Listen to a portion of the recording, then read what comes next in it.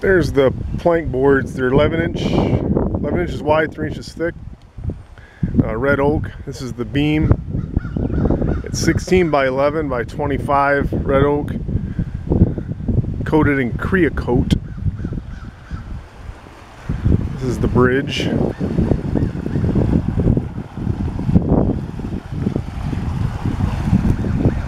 That's the beam that's got to get fixed.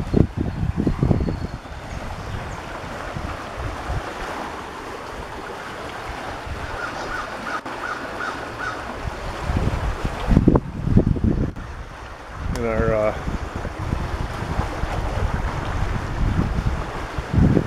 crane rigged up thing to